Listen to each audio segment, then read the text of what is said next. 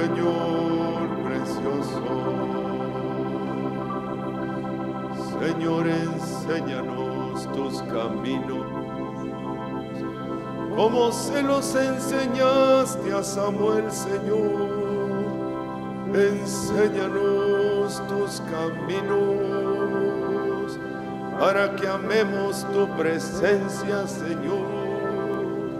Porque tus caminos nos llevan a tu presencia, Señor.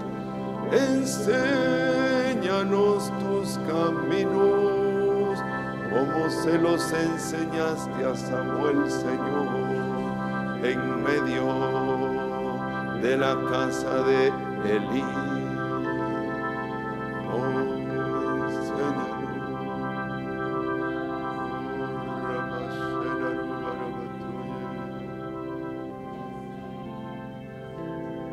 Camino de justicia, enséñanos a ser guardadores de verdades, las verdades de Jehová, que no seamos más oidores olvidadizos, que no seamos cisternas rotas, Señor, que seamos guardadores de verdades, la verdad de Jehová.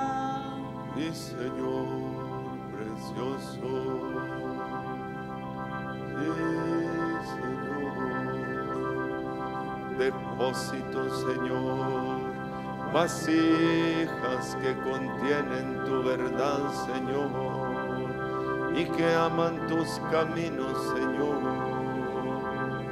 Oh, haznos amar tus caminos, que tu ley sea nuestra delicia, Señor, que no seamos simples amadores de simpleza, Señor, sino hombres y mujeres sabios, Señor, que te agradan, Señor.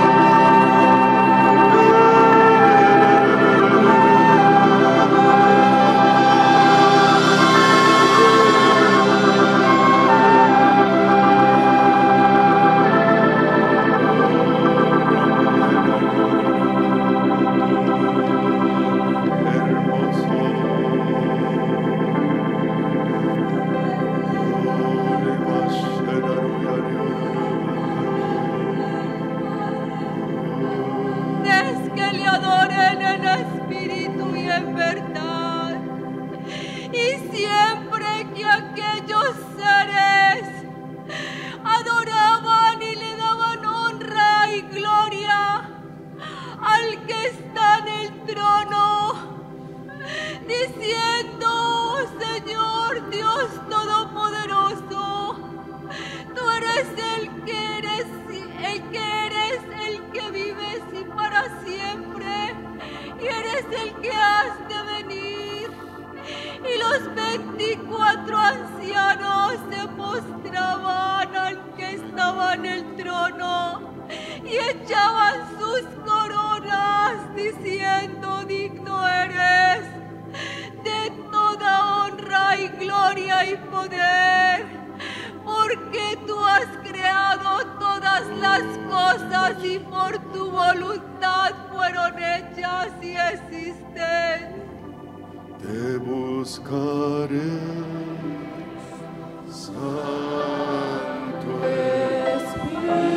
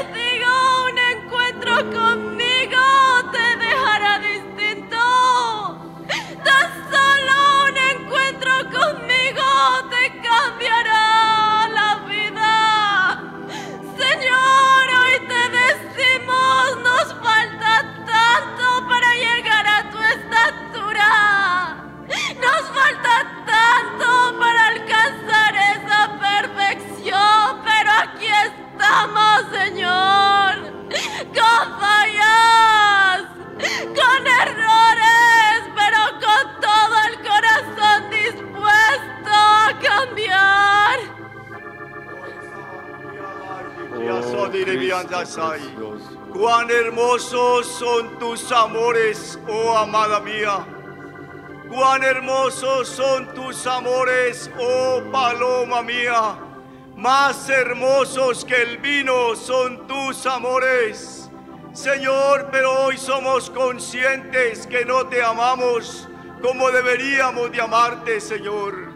Nuestro amor es un amor débil, un amor incompleto, Señor. No es un amor perfecto, pero tú, Señor, hoy nos dices que si te amamos mucho o te amamos poco, es porque tú has producido ese amor en nosotros. Porque si te amamos, es porque tú nos amaste primero. Tú nos amaste primero y ese amor se ha producido hoy en nosotros. Revélanos ese amor, Señor, porque en el conocimiento de tu amor, nuestro amor crecerá hasta ser un amor perfecto, un amor completo para ti, Señor. Cuán hermosos son tus amores, oh amada mía. Manifiestas son las obras de la carne. Porque manifiestas son las obras de la carne, pero solo por mi espíritu las haréis morir. Mirad en ese aposento alto, cuando descendió mi espíritu, como fue avivado el fuego en ellos y salieron a predicar. Solo por mi espíritu haréis morir las obras de la carne.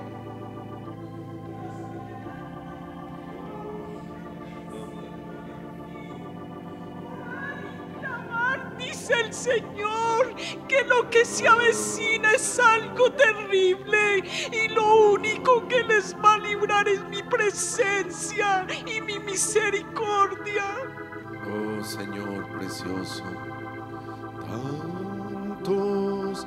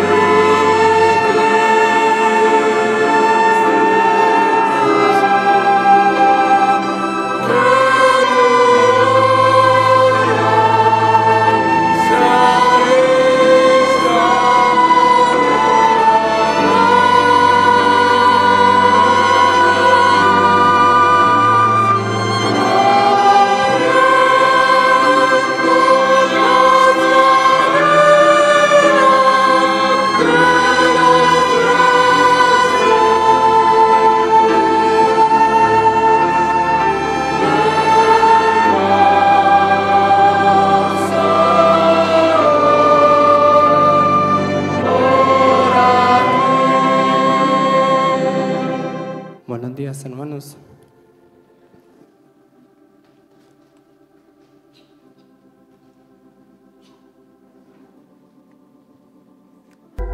Quiero compartir con ustedes algo que el Señor ha estado hablando a mi vida hace un tiempo atrás. Y es algo que se ve reflejado por toda la Biblia. En estos días, hablando con un amigo, nos poníamos a conversar sobre el camino de Dios. A veces tiene cosas o tiene leyes y formas de ver las cosas de una forma totalmente distinta a como la veríamos nosotros. Y nos poníamos a ver esas cosas, por decirlo así, cosas ilógicas, o que nosotros no le vemos como mucho sentido, como que para ser fuerte se debe de ser débil, servir para llegar a ser el más grande, siendo pobres pero poseyéndolo todo, dar amor en vez de odio, bendición por maldición, amar a nuestros enemigos, perder nuestra vida para ganarla. Y hay cosas así como que para nosotros no son muy lógicas. Para vencer debemos rendirnos a Cristo. Para recibir debemos de dar. Para ser sabios debemos de ser simples. Para ser primeros debemos ser postreros. Y para ser exaltados debemos de ser humillados. Ese es el camino de Dios. Y a veces son cosas que nosotros no entendemos.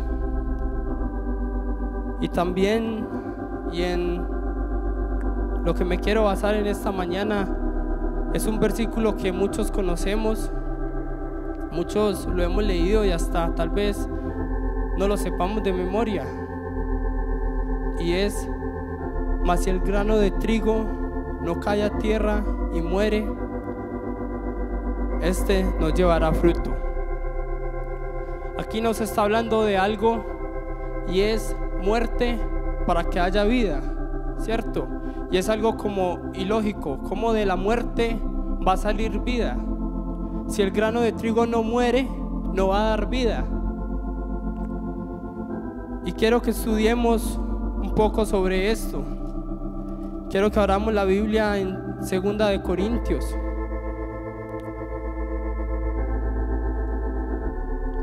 Creo que el apóstol Pablo fue un hombre que permitió que su vida muriera para que diera vida.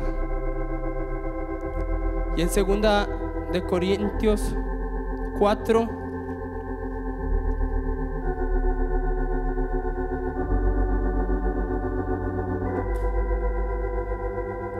Segunda de Corintios 4, vamos a empezar a leer el versículo 11. Dice: porque nosotros que vivimos siempre estamos entregados a muerte por causa de Jesús, para que también la vida de Jesús se manifieste en nuestra carne mortal. Aquí el apóstol Pablo nos está diciendo que nosotros siempre estamos entregados a muerte.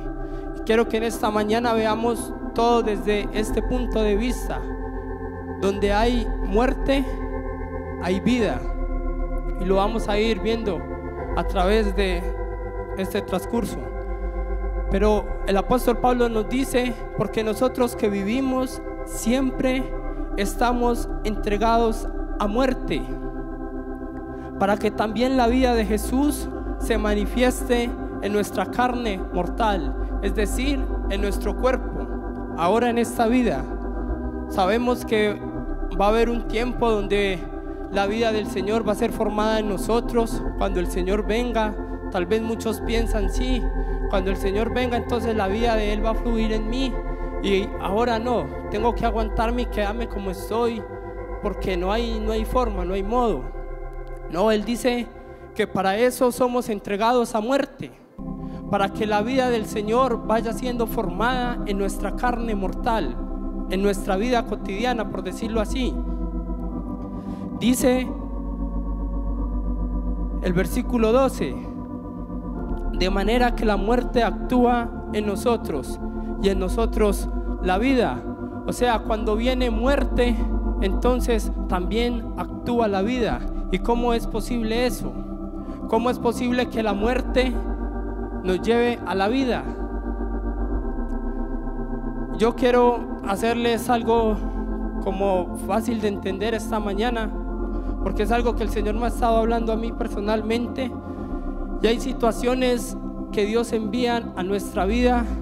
Dice que nosotros siempre estamos entregados a muerte. Y primero, ¿qué es la muerte? ¿Qué es la muerte? La muerte es como dejar de existir. La muerte produce dolor. La muerte produce quebranto. La muerte produce separación. Pero la muerte es algo que tal vez muchos, al oírla o al ser expuestos a la muerte, se asustan. Es algo que produce miedo. Y cuando nosotros vemos que estamos entregados a muerte, muchas veces nosotros, pero ¿por qué? Pero quiero que siempre que veamos esto en esta mañana, lo veamos con el entendimiento que somos entregados a muerte para que la vida de Cristo se manifieste. Entonces hay situaciones, van a venir situaciones, siempre, dice el apóstol Pablo, siempre, situaciones que te van a traer en ti muerte, que van a traer en ti una circunstancia donde te vas a sentir sin fuerza, te vas a sentir acabado, agobiado, destruido. Dice en el versículo 10, llevando en el cuerpo siempre por todas partes la muerte de Jesús, para que también la vida de Jesús se manifieste en nuestros cuerpos. Ahora, una pregunta que podemos hacernos aquí es: ¿a qué debemos morir? ¿O por qué Dios manda esas situaciones de muerte a nuestra vida? ¿Qué quiere el Señor que muera en nosotros? Y si esta muerte va a traer la vida de Cristo, entonces yo creo que algo que el Señor quiere matar en nosotros es todo aquello que esté impidiendo en nosotros que la vida de Cristo sea manifestada, ¿cierto? Y como empezamos a leer, si el grano de trigo no cae, no puede dar fruto. Y yo me ponía a pensar en mi vida, y yo me ponía a pensar tantas cosas que yo tengo que están estorbando que la vida de Cristo sea manifestada. Cosas como la ira, como la mentira, como el odio, como el engaño, muchas cosas. Yo creo que todos podemos pensar y saber que hay cosas en nosotros que están impidiendo que la vida de Cristo sea manifestada. Y por eso el Señor manda diariamente situaciones a tu vida para que esas cosas empiecen a morir. Pero son situaciones de muerte, son situaciones que duelen, porque la muerte duele. La muerte es algo que te lleva a un punto donde ya no puedes hacer más. Y yo me ponía a pensar en la vida de Pablo. Casi siempre que les escribía a otros hermanos, Pablo siempre se estaba refiriendo a sus dolores, a sus quebrantos, a las cárceles, a las situaciones difíciles que él tenía. Pero yo no creo que Pablo se miraba eso como: no, otra vez estoy en la cárcel, no, otra vez me pasó esto, no, otra vez estoy enfermo de aquello. Sino que yo creo que Pablo siempre, cuando venían esas situaciones en su vida, él podía decir: Señor, gracias, porque yo sé que eso va a producir en mi muerte, pero va a dar vida, y al final lo vamos a ver. Y yo me ponía a pensar en la vida de Pablo.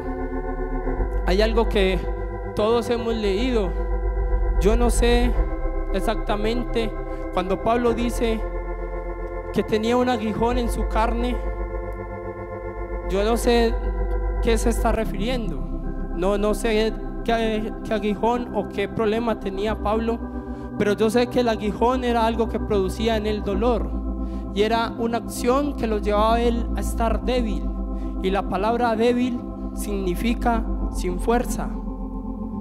Ya él no tenía fuerza, era algo con lo que él ya no podía más, y era algo que dice que él se acercó al Señor, respecto a lo cual 3 veces he rogado al Señor que lo quite de mí, y me ha dicho: bástate mi gracia, porque mi poder se perfecciona en la debilidad. Yo, estudiando, cambiaba esta parte: bástate mi gracia, porque mi poder se perfecciona en la debilidad, por lo que ahora leímos, porque cuando muero, entonces hay vida. Cuando dejo que esas situaciones que el Señor manda a mi vida empiecen a humillarme, hasta que yo llegue a decir: Señor, ya no tengo fuerza. Entonces, solo ahí, cuando estemos totalmente débiles, entonces vamos a poder permitir que Dios coja nuestra vida y haga lo que Él quiera. Porque mientras que yo tenga fuerza, voy a estar luchando. Mientras que yo tenga fuerza, voy a estar tratando de buscar la solución. Y ahí es donde voy a empezar a ver que el camino de Dios es tan distinto a lo que yo quiero. Y nunca me voy a entender, nunca voy a poder comprender qué es lo que Dios está haciendo en mi vida. Y por eso tengo que llegar a ese punto de debilidad, de muerte, para poder decirle: Señor, adelante. Por eso el Señor nos quiere llevar a muerte. Por eso el Señor manda situaciones difíciles para que tú te sientas muerto. Y cuando estés en esa situación, el Señor quiere que su vida sea manifestada en nosotros. En 2 Corintios, ahí donde estamos, en el capítulo 4, versículo 16, dice: por tanto, no desmayamos. Antes que nuestro hombre exterior se va desgastando, el interior, no obstante, se renueva de día en día. Yo, viendo la vida de Pablo y lo que sabemos de Pablo aquí, cuando está diciendo: no desmayamos aunque nuestro cuerpo exterior se va desgastando, yo me imagino a Pablo, un hombre que sufría, un hombre que llevaba enfermedades, situaciones que iban desgastando su cuerpo, pero él sabía que esa muerte, o eso que lo estaba llevando a ese dolor, solo era para que su interior cogiera más fuerza, para que su vida espiritual se fortaleciera. Dice en el versículo 17: porque esta leve tribulación momentánea produce en nosotros una cada vez más excelente y eterno peso de gloria, no mirando nosotros las cosas que se ven, sino las que no se ven, pues las cosas que se ven son temporales, pero las que no se ven son eternas. Tal vez los hermanos veían a Pablo y podían pensar: no, pero ¿por qué será que siempre que vemos a Pablo está enfermo? ¿Por qué será que siempre que vemos a Pablo tiene esta situación y esta otra situación? No sé, pero tal vez algún hermano pudo haber pensado: no, ¿será que Pablo está en pecado? ¿Será que Pablo está haciendo algo indebido que siempre que uno lo ve está mal? Pero hermanos, todos esos sufrimientos Dios los estaba permitiendo en la vida de Pablo, porque Dios estaba haciendo de él, el Señor trayendo resurrección en su vida. Y yo creo, hermanos, que si el Señor le hubiera quitado este aguijón a Pablo, si le hubiera quitado este dolor, esta aflicción, yo no sé si Pablo hubiera tenido tanto alcance. Ya Pablo, aún muerto, todavía, hermanos, nos da vida a nosotros con lo que el Señor le dio, pero fue porque él estuvo dispuesto a dejar que su vida muriera y que el Señor pudiera verse a través de él. ¿Cuántos aquí no hemos pensado o no hemos dicho, así sea dentro de nosotros: ah, qué bueno ser como el Señor, qué bueno poder tener esa actitud que el Señor tenía, esa mansedumbre que el Señor tenía, qué bueno poder tratar a mis compañeros, a mis amigos como Jesús trataba a los discípulos, qué bueno poder yo llegar donde un enfermo y dar palabras de ánimo? Pero hermanos, si queremos que la vida de Cristo fluya en nosotros, debemos permitir que nuestra vida primero muera, porque si no hay muerte, entonces la vida de Cristo tampoco va a poder venir y fluir a través de nosotros. En el versículo 12, volvámoslo a leer.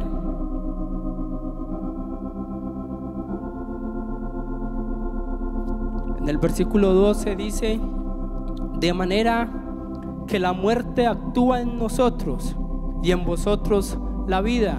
¿Qué significa eso? Dice que la muerte actúa en nosotros. Pablo se está refiriendo a ellos, a nosotros, y en vosotros la vida. Yo creo que aquí Pablo estaba diciendo, mientras que yo permito que la muerte venga a mí y haga su obra, entonces eso va a hacer que otros reciban la vida. Y en estos días, leyendo un libro de mártires, encontré la historia de una joven. Esta joven estuvo en el tiempo del comunismo en Rusia y ella pertenecía a una iglesia clandestina porque allá no podían tener servicios así abiertamente. Y dice que esta era una joven, tenía 19 años, no recuerdo el nombre, pero dice que en una reunión ellas estaban ahí cuando llegó el gobierno y se los llevó. Y ella la mandaron a un campo de concentración, a un campo de trabajo con otras 3 hermanas de la congregación. Y dice que cuando esta joven llegó a ese lugar, ella nunca dejó de orar. Y ella nunca dejó de decirle a sus hermanas, a sus amigas: busquemos al Señor, démosle gracias al Señor por esta situación. Pero dice que sus amigas empezaron a buscar la forma de escaparse, de huir de aquel lugar. Y ellas empezaron a hablar con otras mujeres que estaban allí. Y un día llegaron y le dijeron a esta joven que había una posibilidad de escaparse, que había una posibilidad de huir, y que ellas iban a ir y que querían que ella también fuera. Y me impresionaron las palabras que dijo esta joven, hermanos, porque dice que esta joven dijo: yo quiero que a través de mi muerte y de mis padecimientos en este lugar, el Señor pueda traer vida a otras personas. Vayan ustedes, pero yo prefiero ser como el árbol de sándalo, que trae ungüento aún al hacha que lo hiere. El árbol de sándalo es un árbol que tiene una fragancia muy buena, una fragancia muy gustosa, y lo usan mucho para hacer incienso y cosas así. Pero dice que cuando vienen a cortarlo, aún el hacha queda perfumado con ese aroma. Y esta mujer decía eso: no, yo prefiero que mi vida aquí muera, pero que pueda llevar vida a las personas que están aquí. Y dice que esa noche salieron estas 3 mujeres, se volaron de aquel lugar. Pero dice que después, a los 4 meses, llegó la noticia a esta joven que no quiso salir de aquel lugar, de que ellas habían muerto. Y dice que para ese tiempo ya aquella joven tenía reuniones dentro de la cárcel con las mismas personas, con los mismos guardas que las cuidaban. Ella ya había permitido, hermanos, que ese sufrimiento y esa muerte que ella había experimentado en ese lugar pudiera llevar vida a otras personas. Y estamos en un tiempo donde más que nunca necesitamos que la vida de Dios sea vista en nosotros. Estamos en un tiempo donde necesitamos, hermanos, que la vida de Dios fluya en nosotros, pero solo hay una manera de lograrlo, y es dejar que la obra de la muerte haga en nosotros su obra. Que venga el Señor y mande la situación que necesitemos para que de nosotros pueda salir la vida. Si no morimos, no habrá vida. Y es algo que necesitamos urgente. Y es algo que duele. Yo poner mi vida en el altar duele.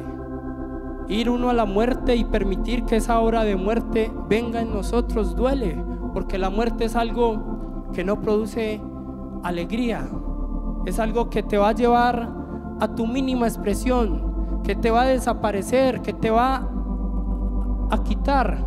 Pero ahí es donde va a venir la vida de Dios. Y si tú no estás dispuesto hoy a poner tu vida en el altar, entonces el Señor no va a poder fluir a través de tu vida. Y dice Pablo que todos los días vienen situaciones de muerte. Todos los días tenemos la posibilidad de decir: Señor, yo no, tú primero. Señor, yo no quiero hacer esto, muéstrame cómo hacerlo. Sí, el camino de Dios a veces es un camino que no tenemos explicaciones. Es un camino donde a veces nos vemos frustrados. Señor, ¿y ahora para dónde voy?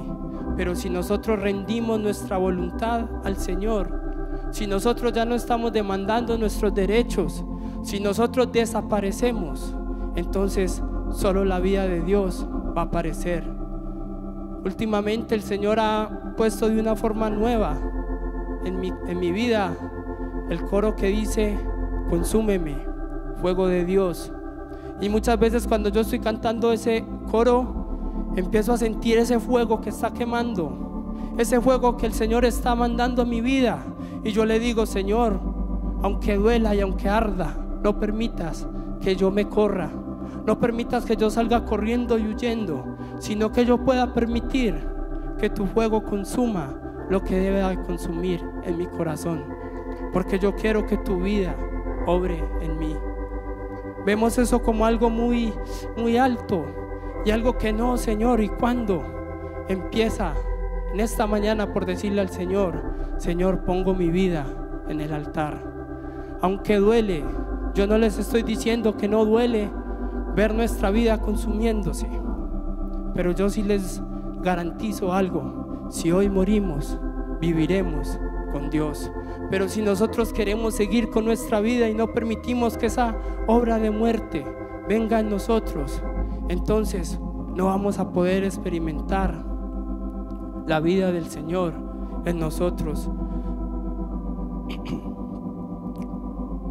Yo creo que Pablo tenía un testimonio de esto cuando él, en el versículo 2 Corintios 4, versículo 7, él empieza dando primero su testimonio y él dice: pero tenemos este tesoro en vasos de barro, para que la excelencia del poder sea de Dios y no de nosotros, que estamos atribulados en todo, mas no angustiados, en apuros, mas no desesperados, perseguidos, mas no desamparados, derribados, pero no destruidos, llevando en el cuerpo siempre, por todas partes, la muerte de Jesús, para que también la vida de Jesús se manifieste en nuestros cuerpos. Él empezaba diciendo, hermanos, cómo esta obra de resurrección había obrado en él.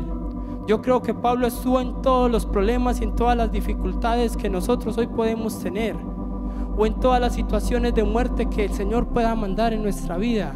Yo creo que Pablo las experimentó todas, pero él dice: sí, he estado atribulado en todo, pero no angustiado, en apuros, mas no desesperado, perseguido, mas no desamparado, derribado, pero no destruido. ¿Por qué? Porque él murió, pero el Señor traía vida. Cuando él permitía esas situaciones, el Señor las cambiaba en vida. Amén. Y eso también es un llamado para nosotros en esta mañana. Permitir que nosotros muramos para que el Señor pueda tomar control de nuestra vida. Hay un libro que a mí me gusta mucho, me sé muchas de las historias de este libro. Se llama La Insignia Real. Y en este libro vemos muchas vidas, pero en todas vemos algo, y es que todos estos hombres permitieron que sus vidas desaparecieran para que la vida de Cristo pudiera fluir en medio de ellos. Todos estos hombres se humillaron, todos estos hombres permitieron que la obra de la muerte fuera hecha en ellos, pero todos estos hombres tuvieron una vida de resurrección. Y todos los que estaban alrededor de ellos fueron afectados por estas vidas. Todos los que conocieron a esos hombres fueron afectados de tal manera que muchos, aún cuando se morían, dejaban un recuerdo, y era: yo quiero llegar a ser como tal persona, yo quiero llegar a ser como fue este hermano, yo quiero llegar a ser como fue tal hermana. ¿Por qué? Porque no eran ellos los que estaban viviendo normalmente, cotidianamente. Era Dios mismo a través de ellos. Entonces sí es posible, hermanos, que nosotros en nuestra vida cotidiana, en nuestra vida normal, sí es posible que nosotros mostremos a otros la vida de Cristo. Todo está en poner nuestra vida en el altar, que haya muerte para que venga vida. Y para terminar, quiero ver con ustedes este punto de que cuando viene muerte hay vida. Es algo que vemos por toda la Biblia, pero no vamos a ver todos los casos. Solo quiero ver unos casos puntuales, también historias que ya conocemos. Quiero que vayamos a Lucas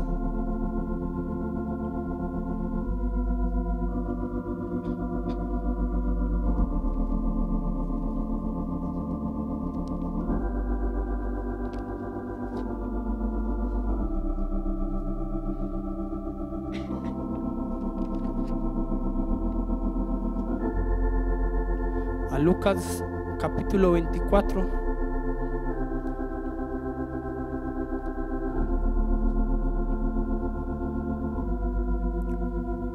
Lucas capítulo 24, versículo 13.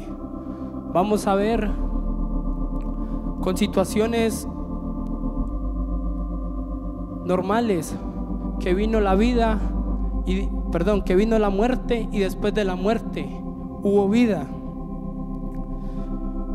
Lucas 24, versículo 13 dice: y he aquí, dos de ellos iban el mismo día a una aldea llamada Emaús, que estaba a 70 estadios de Jerusalén, e iban hablando entre sí de todas aquellas cosas que habían acontecido. Paremos ahí. ¿Qué había acontecido? ¿Cuáles eran aquellas cosas que habían acontecido? La muerte del Señor, ¿cierto? Sigamos leyendo en el versículo 15. Saltémonos al 17. Dice: y les dijo: ¿qué prácticas son estas que tenéis entre vosotros mientras camináis, y por qué estáis tristes? Aquí vemos que estas dos personas iban caminando y estaban tristes por lo que había acontecido, que era la muerte de Jesús, ¿cierto? En el versículo 18 dice: respondiendo uno de ellos, que se llamaba Cleofas, le dijo: ¿eres tú el único forastero en Jerusalén que no has sabido las cosas que en ella han acontecido en estos días? Entonces él les dijo: ¿qué cosas? Y ellos le dijeron: de Jesús Nazareno, que fue varón profeta, poderoso en obra y en palabra delante de Dios y de todo el pueblo, y cómo le entregaron los principales sacerdotes y nuestros gobernantes a sentencia de muerte y le crucificaron. Pero nosotros esperábamos que él era el que había de redimir a Israel. Y ahora, además de todo esto, hoy ya es el tercer día que esto ha acontecido. Y yo, cuando leo estas historias, me gusta meterme en esta historia y sentirme como si yo fuera esa persona, como si yo estuviera metido ahí en la película, por decirlo así. Y lo que vemos aquí es que hay dos hombres que eran seguidores de Jesús. Jesús, en ese tiempo, ellos creían que era su liberación, era lo que ellos estaban esperando, su esperanza.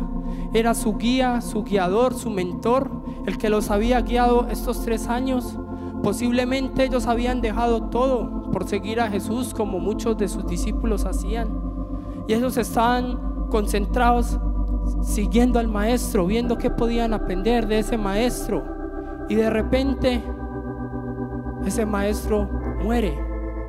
Y por eso ellos dicen: pero nosotros esperábamos que Él era el que había de redimir a Israel. Ellos tenían la esperanza de que Él iba a hacer la solución para ellos, y de un momento a otro esa esperanza se desvaneció, se murió. Yo creo que cuando Jesús murió en la cruz, para estos 2 hombres también murieron sus esperanzas. Para estos 2 hombres también murieron lo que tal vez habían escuchado de Jesús. Esas cosas que ellos escuchaban y decían: ¡ay, qué cosa más bonita! Y ahora veían, y Jesús en la cruz no solo había muerto, sino que había muerto en la cruz. Era una de las condenas más viles en ese tiempo. Tal vez como hoy decir la silla eléctrica o algo así. Era uno de los crímenes o de las formas en castigar a un criminal. Él había muerto como un malhechor, y estos 2 hombres por eso iban por ese camino polvoriento, caminando, iban devastados, tal vez ya sin esperanza, porque estamos hablando de una muerte, y una muerte siempre deja un sabor amargo, un sabor difícil, un sabor que no queremos experimentar. Y estos hombres iban así, por ese camino polvoriento, tristes, aburridos. Pero leamos los versículos que nos salteamos, versículo 15 y 16. Dice: sucedió que mientras hablaban y discutían entre sí, Jesús mismo se acercó y caminaba con ellos, mas los ojos de ellos estaban velados para que no le conociesen. Es decir, ya Jesús había resucitado. Ya esa muerte por la que ellos estaban tristes, angustiados, ya había resucitado, pero ellos no sabían que Jesús estaba con ellos. Hermanos, esta muerte trajo la resurrección y trajo vida a toda la humanidad. Si no hubiera sido por esta muerte, ninguno de nosotros estuviéramos aquí. Pero esta muerte trajo vida, y estos hombres no lo sabían. Iban tristes, se sentían acabados, destruidos, pero ahí se apareció Jesús. Y cuando nosotros nos sintamos así, si nosotros hemos rendido nuestra vida en el altar y hemos permitido que esa obra de muerte sea pasada por nuestras vidas, entonces cuando estemos en esa condición de muerte, va a aparecer Jesús. Y hermanos, a mí hay como algo que me quebranta y me arde, porque para lo que estos hombres era el fin de un tiempo, era algo malo, era para los ojos de Dios lo más sublime que había pasado, porque ya su hijo había resucitado y ellos no sabían que Jesús mismo estaba con ellos. En el versículo 25 dice: entonces Él les dijo: oh insensatos y tardos de corazón para creer todo lo que los profetas han dicho. ¿No era necesario que el Cristo padeciese estas cosas y que entrara en su gloria? Y comenzando desde Moisés y siguiendo por todos los profetas, les declaraba en todas las escrituras lo que de él decían. Llegaron a la aldea a donde iban, y él hizo como que iba más lejos, mas ellos le obligaron a quedarse, diciendo: quédate con nosotros, porque se hace tarde. Y el día ya ha declinado. Entró pues a quedarse con ellos. Versículo 30. Y aconteció que estando sentado con ellos a la mesa, tomó el pan y lo bendijo y lo partió y les dio. Entonces fueron abiertos los ojos y le reconocieron, mas él se desapareció de su vista. Oh, hermanos, yo me pongo a leer esta historia y creo que es una de las historias que más me gusta, porque muchas veces yo me he visto en ese camino hacia Emaús, un camino tal vez sin esperanza, lleno de frustración, lleno de impotencia, tal vez de no puedo hacer nada, todo se echó a perder. Pero en esos momentos Jesús está con nosotros y Él quiere que eso resucite a vida. Amén, hermanos. Quiero ver otro caso, también muy conocido.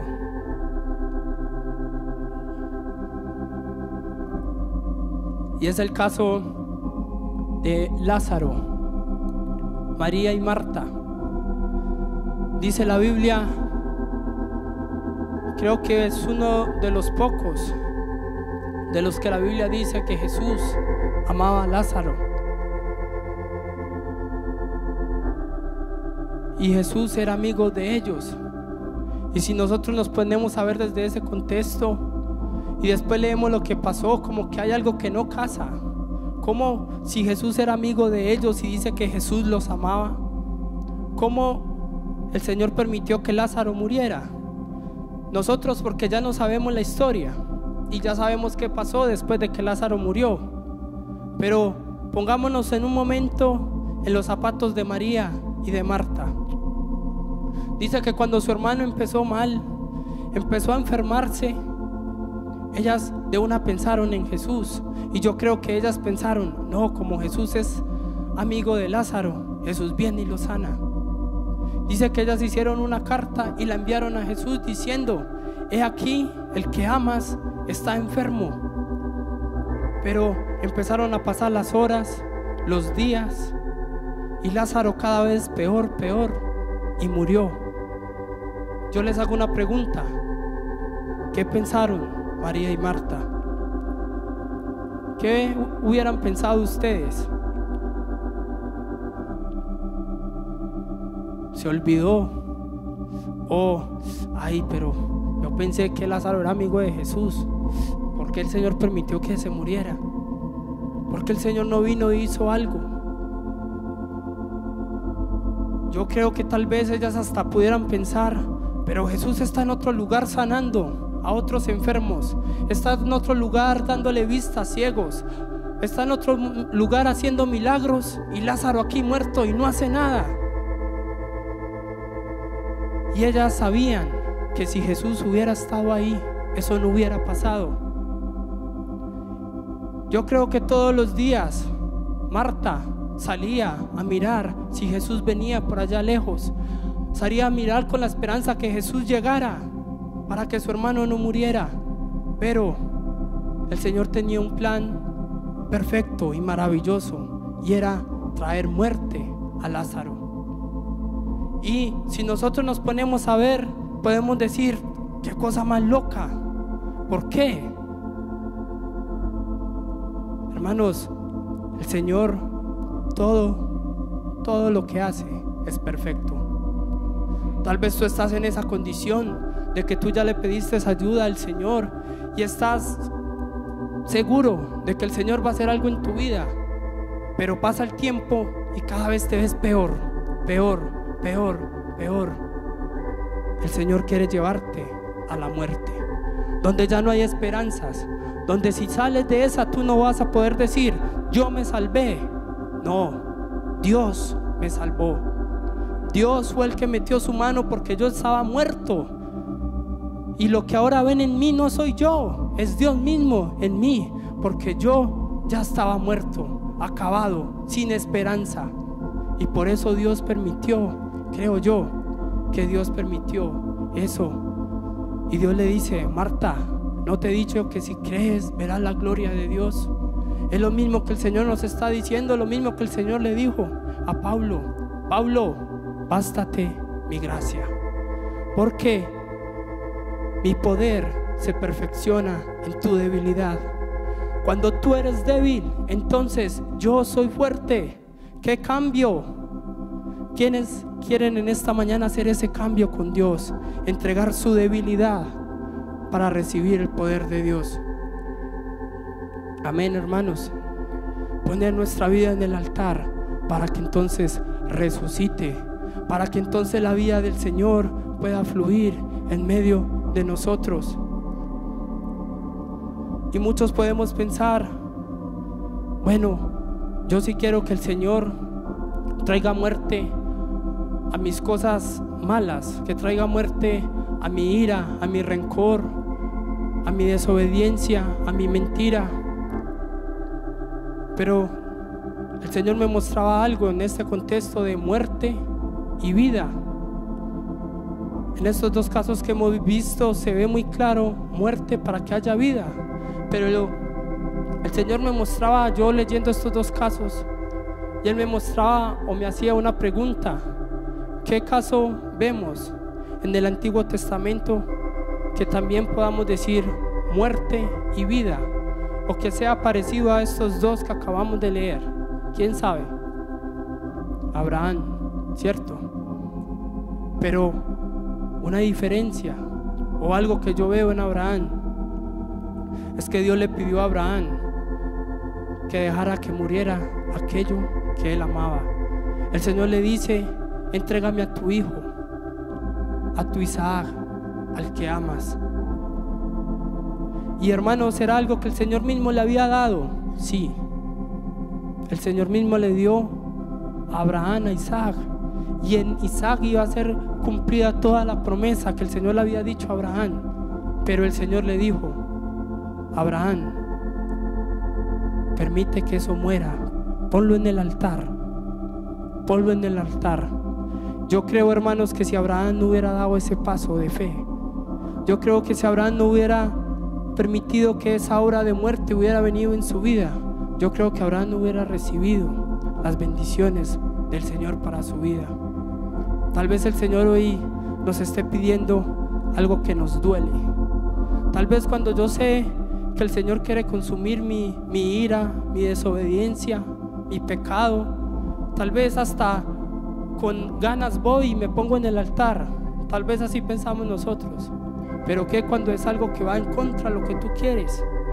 ¿Qué es cuando el Señor te pide que mueras a algo que tú quieres? También estás dispuesto a que el fuego de Dios consuma. Que hoy le podamos decir: Señor, aunque duela, que tú puedas hacer tu obra en mí. Para terminar, quiero empezar en el capítulo con el que empezamos, 2 de Corintios.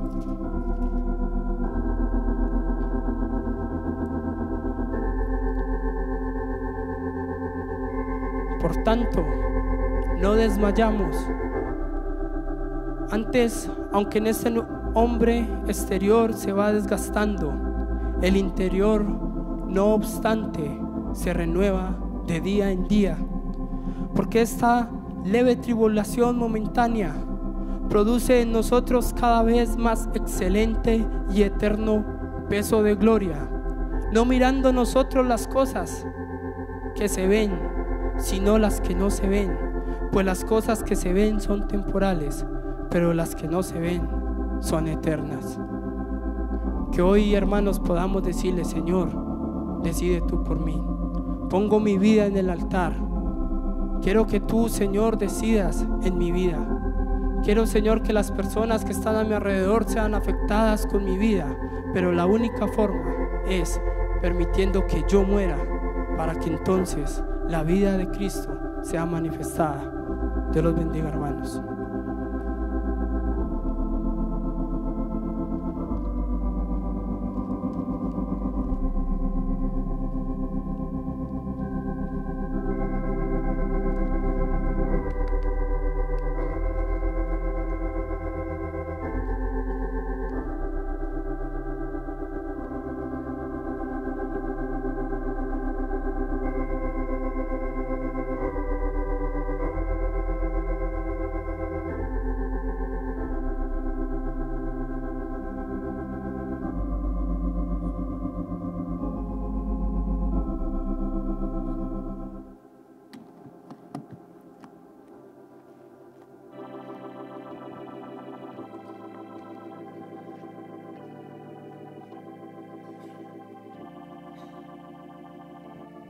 Pongámonos en pie, hermanos.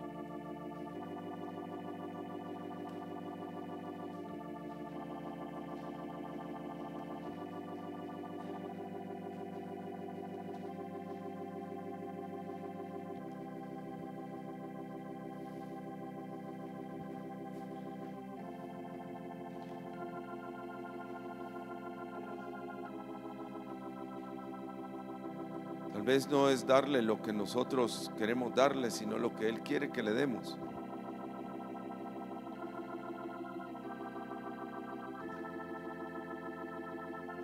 Es su voluntad, amén. Con seguridad Él quiere algo de nosotros, que lo pongamos sobre el altar, porque como decía Esteban, sí es fácil ofrecerle nuestra debilidad, el pecado, pero ¿qué de las cosas que nos agradan, que Él nos pide?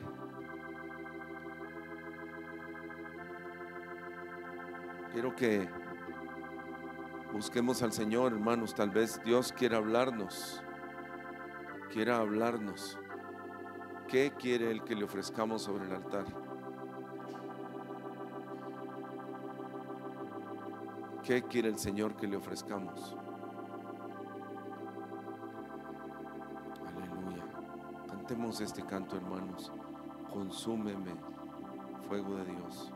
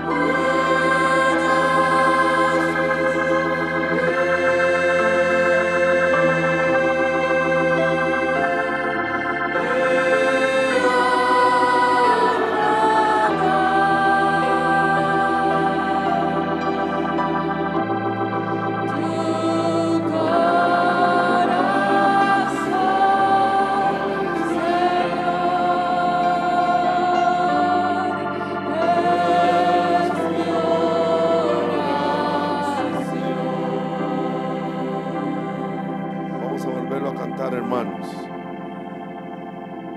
¿qué quiere el Señor? Si somos hombres de fe o mujeres de fe, algo quiere el Señor esta mañana. Algo quiere el Señor. Si somos hombres de fe, algo quiere el Señor de nosotros. Respondámosle, hermanos.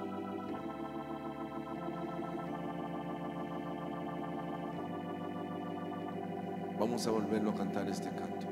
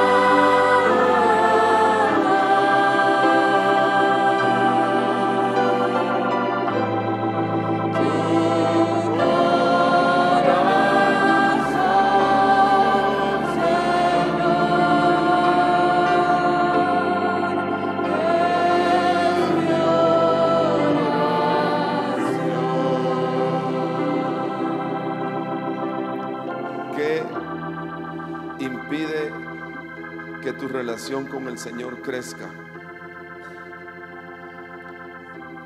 ¿Qué está impidiendo que tu relación con el Señor crezca? Dios quiere consumirlo en el fuego de su presencia. ¿Qué impide que tu relación con el Señor crezca?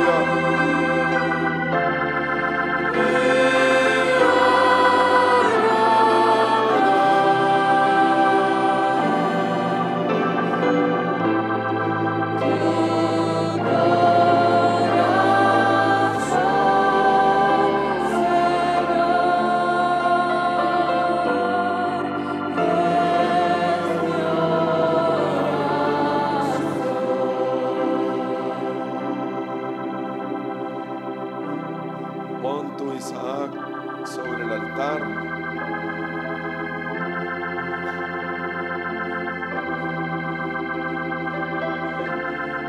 Pon lo que está estorbando el crecimiento en la relación con tu Dios.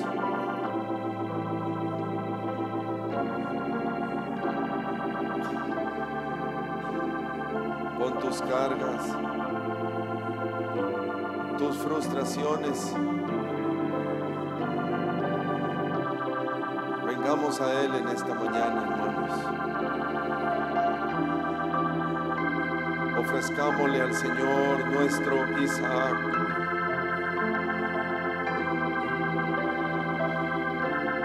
Oh, Cristo precioso. Oh, Señor precioso.